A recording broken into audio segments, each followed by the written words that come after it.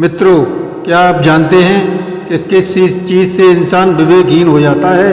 वो कुछ और नहीं, स्त्री मोह है। क्या काम वासना वाकई इंसान की बुद्धि को भ्रष्ट कर सकती है? आखिर ऐसा क्यों कहा जाता है कि काम वासना मनुष्य के विवेक और संयम दोनों को बर्बाद कर देती है?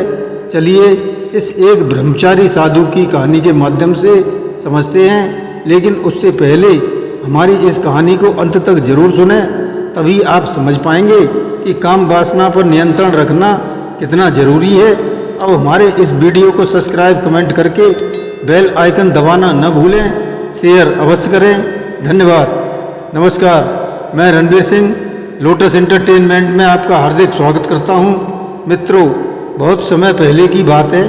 ब्रह्मचर्य का पालन करने वाला एक योगी साधु एक घने वन में कुटिया बनाकर रहता था। उस वन के पास ही एक गांव बसा हुआ था। गांव के लोग अक्सर उनसे आध्यात्मिक ज्ञान प्राप्त करने आया करते थे। सब लोग उनका बहुत सम्मान किया करते थे।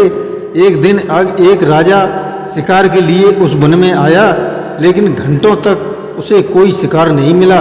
प्यास और थकान से बेहाल वह पानी की तलाश में जंगल में भटकने लगा। कुछ देर बाद उसे साधु की कुटिया दिखाई दी।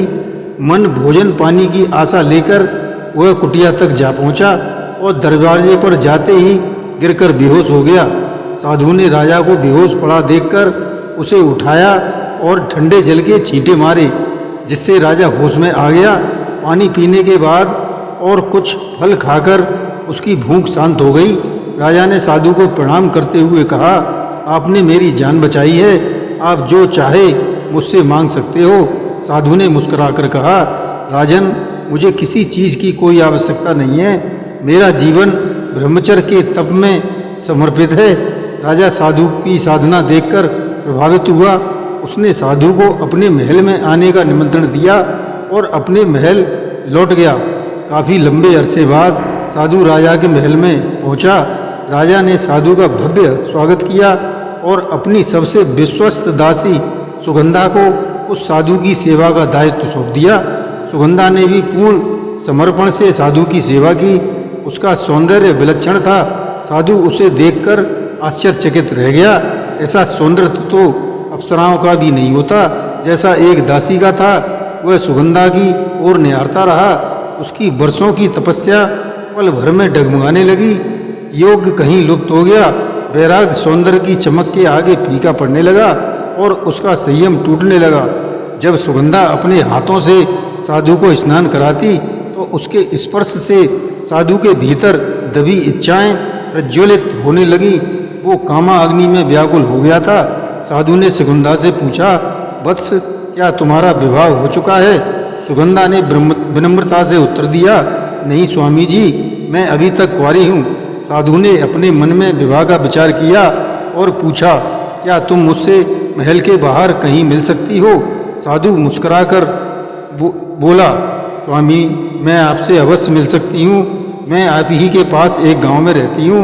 यदि आप मेरे घर आएंगे तो मेरा घर पावन हो जाएगा। साधु ने उत्तर दिया, मैं अवश्य आऊँगा। अब साधु का मन जंगल में नहीं लग रहा था। वो हर पल सुगंधा के बारे में ही सोचने लगा और व्याकुलता से सुबह होने का इंतजार करने लगा ताकि उसके घर जा सके।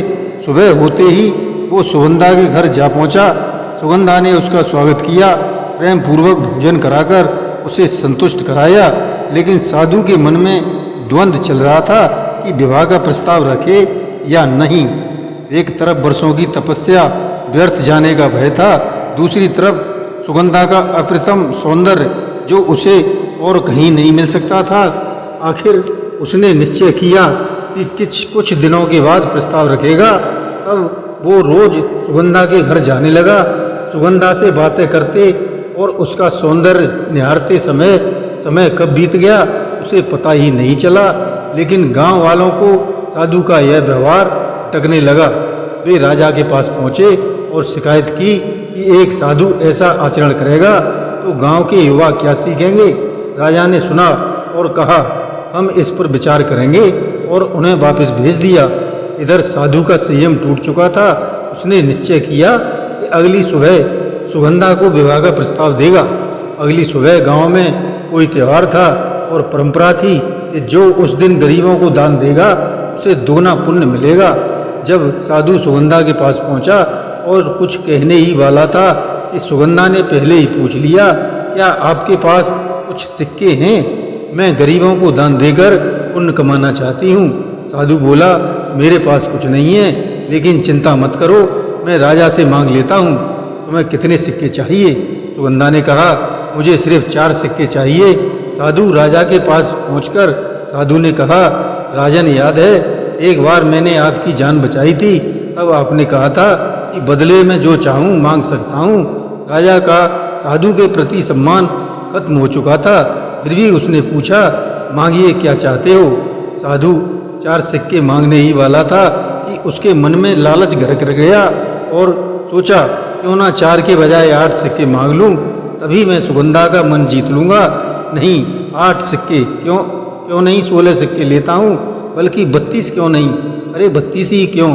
राजा से 1000 सिक्के मांग लेता हूँ, उसे क्या कमी है? उसका लालच बढ़ता गया और आखिरकार उसने सोचा, क्यों ना राजा का पूरा राज्य ही मांग लूँ, सुगंधा को रानी बनाकर रखूँगा। और उसने राजा से पूरा राज्य ही मांग लिया। यह सुनते ही राजा आग बबूला हो गया और बोला, पाखंडी, तू पहले ही अपनी गर्मा गिरा चुका है, अब तुझे मेरा पूरा राज्य चाहिए। उसी समय राजा ने सैनिकों को आदेश दिया, इस धूर्त को आजीवन कारावास में डाल दो। अंत में साधु अपनी काम वासना के कारण वर्षों की तपस्या और सम्मान सब खो बैठा और एक कैदी की तरह उसे जीवन बिताना पड़ा। मित्रों, इस कहानी से हमें एक बड़ी सीख मिलती है कि काम वासना पर नियंत्रण हो तो इंसान का पतन तय है। आज के ज़माने में काम वासना का असर हर उम्र हर गली में देखने को मिलता है। स्कूल और कॉलेज के कई छात्र इंटरनेट, सोशल मीडिया और गलत संगत के चलते इस प्रलोभन के शिकार हो रहे हैं, जिससे उनका भविष्य खराब हो रहा है। वास्तव में यह सीखने की उम्र होती है और सही राह चुनने की, लेकिन काम वासना के जाल में फंसकर कई युवा अपनी पढ़ाई, कैरियर और सम्मान सब खो बैठते हैं। लेकिन यह समस्या केवल युवाओं तक ही सीमित नहीं है, शादीशुदा जीवन में भी अनैतिक संबंध आम हो गए हैं, जो न सिर्फ अपने जीवन साथी के प्रति धोखा है, बल्कि जब ये बातें सामने आती हैं तो व्यक्ति की समाज में इज्जत भी खत्म हो जाती है। बुजुर्ग भी इससे अछूते नहीं हैं। इसलिए चाहे आप छात्र हों, युवा हों, वृद्ध हों, अपनी काम वासना पर नियंत्रण रखना बेहद जरूरी है। संयम और विवेक ही हमें सही रास्ता दिखाते हैं और जीवन को सम्मानजनक बनाते हैं।